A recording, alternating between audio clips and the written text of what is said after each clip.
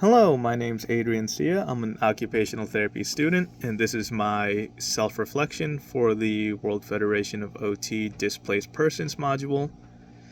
So, to get started, the most important takeaways that I got from completing these modules were the perspectives of the refugees about the barriers they faced, along with how OT either helped facilitate their engagement in a desired occupation or simply gave them a sense of normalcy in their new environment.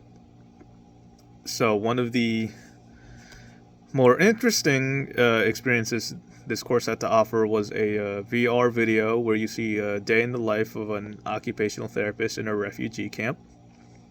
For me, I didn't realize just how rare of a perspective this was until the module highlighted that there are only approximately 3,000 OTs, I believe, that are working with refugees, which is a pretty small number, not just for OT, but for professions in general, which surprised me.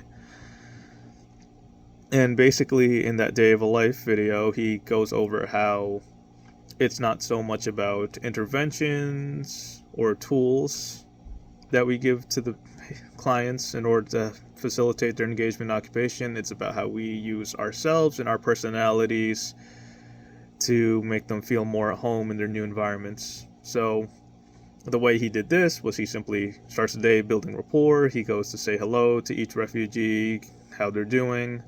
He shares meals with them, or he'll occasionally take them out of the camp to go on hikes. For me, it felt as though working as a OT with displaced persons was a much more personal experience.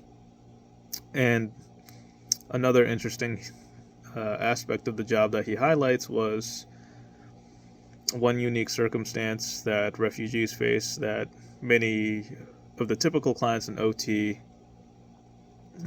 will see is that they have psychopolitical barriers instead of the typical medical diagnoses or psychosocial barriers that we address.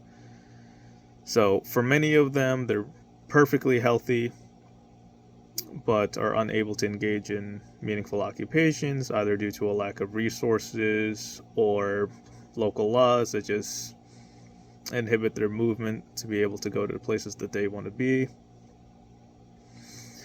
For me, that was a very interesting perspective, especially as someone that's pretty unfamiliar when it comes to the lives of refugees. I definitely can empathize with the feeling of adjusting to a new environment and how stressful that could be. Growing up, I had a lot of family members actually come and go to my house when they were preparing to get green cards for the rest of their relatives. And every time they would come visit, it was always something that my parents would emphasize to me was that we should help them feel more at home, simply because the transition to a new environment is stressful for anyone, and for a refugee especially, it's much worse.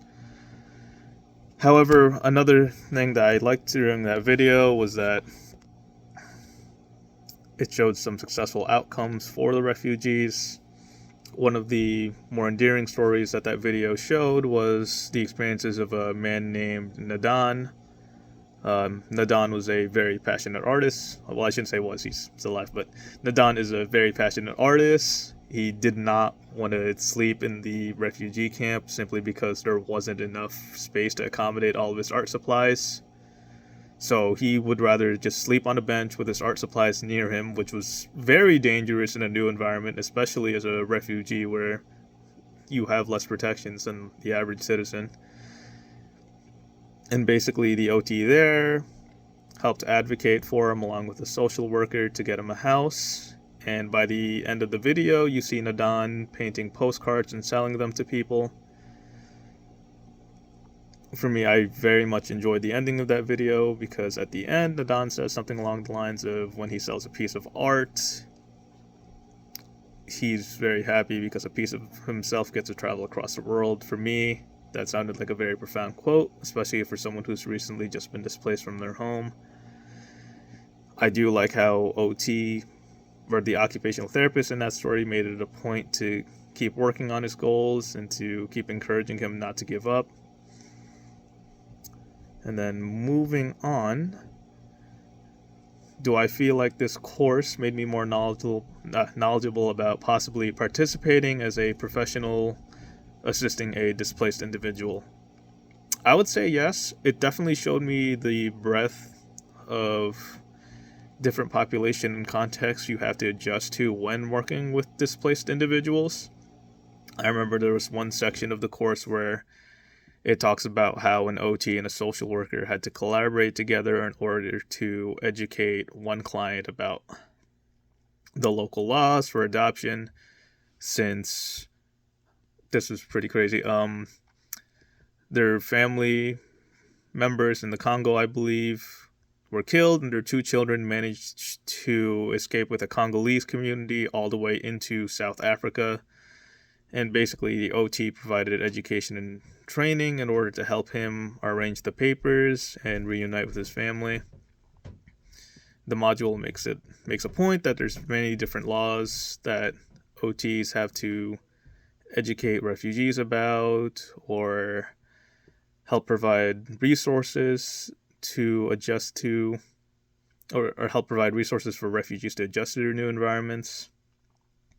So I would definitely say I feel more prepared, but at the same time, I was shown just how wide the education required is in order to help displaced persons, not to mention the lack of OTs already in the field in order to learn from, which is something I feel is very important when it comes to working as a therapist, is following the example of someone who's had more experience.